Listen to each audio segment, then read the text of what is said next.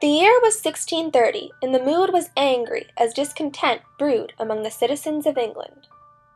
The government had become less tolerant of religious dissension, and many Puritans were being unjustly prosecuted. The time had come for the Puritans to escape their increasingly oppressive environment.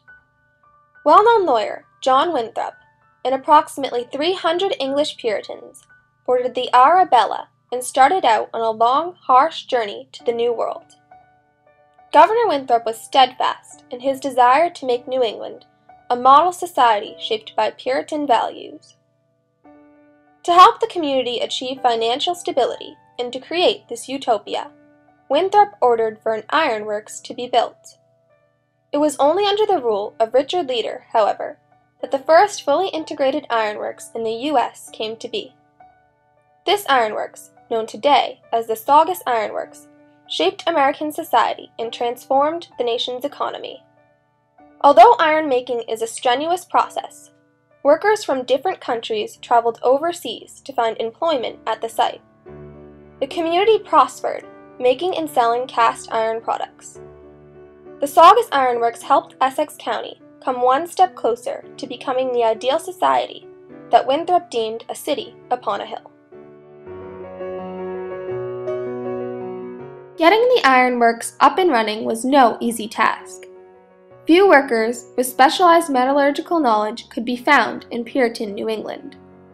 This posed a huge problem, as iron making is a labor-intensive process that can take several weeks to complete. The colonists were forced to recruit skilled workers from England to run the complex technology. The English workers were hired for their skills alone and did not share the same strong religious values that were embedded in Puritan society. Not surprisingly, the workers were often called before the magistrates for such offenses as drunkenness, physical assault, and swearing. To ease the chronic shortage of labor at the ironworks and to prevent further disputes from arising, the Puritans supported the idea of bringing workers to Essex County from countries other than England. In 1650, Scottish prisoners of war were shipped across the Atlantic and forced to serve as indentured workers for the colony. These men had been captured at the Battle of Dunbar and worked tireless hours with little to no pay.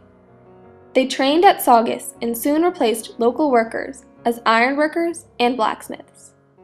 The employees hired to run the ironworks left a significant impact on American society. A small percentage of the English workers assimilated into the Puritan community, though most continued to challenge Puritan morals and beliefs. American culture became more diverse as people from different parts of the world came to New England. This thus marked the beginning of America's melting pot.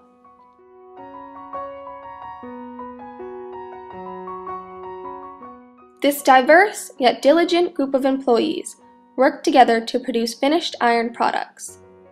Workers gathered vast amounts of the raw materials: bog ore, gabbro, and charcoal.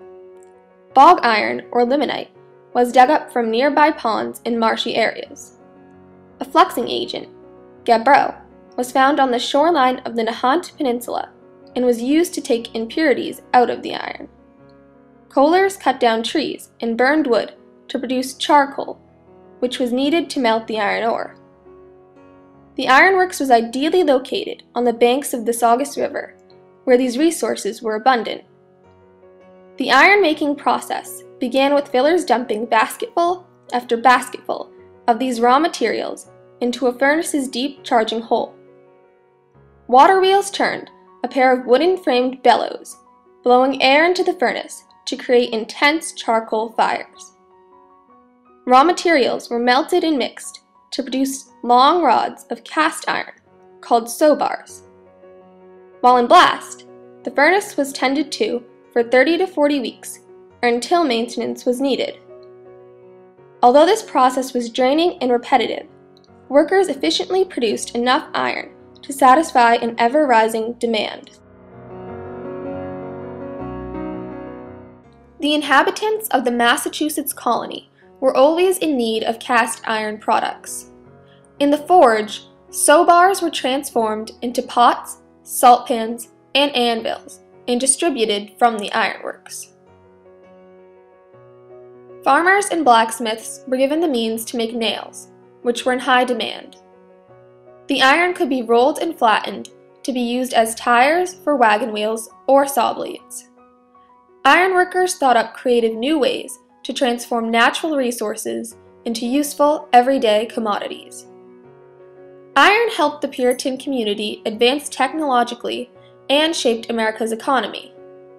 Goods were transported by ship to other parts of Massachusetts and even to London, England. Before the Puritans came to America, settlers had been using Stone Age tools simply to get by. The Puritan society had become dependent on cast iron products.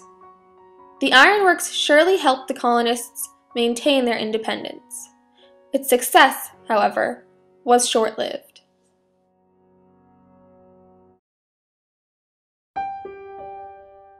Despite its progress, the ironworks was beset by financial difficulties beginning in the late 1650s. After about 20 years of successful iron production, the Saugus ironworks was forced to shut down. This caused a dispersal of ironworkers throughout the colonies and allowed for new ironworks to be constructed. By the time of the Revolutionary War, about 1/7 of the world's iron was being produced by America. The ironworks, currently located at 244 Central Street, Saugus, Massachusetts, is a restored version of the original site. Open daily from 9 a.m. to 5 p.m., it is one of the few places in Essex County that allows one to visualize the beginnings of American history. Park rangers run the same type of iron-making technology used by the Puritans and provide information on the site's importance. It is considered a National Historic Site, as it once, some 300 years ago, transformed our nation both socially and economically. The Saugus Ironworks provides a gateway to the history of Essex County, and by extension, the early history of the United States.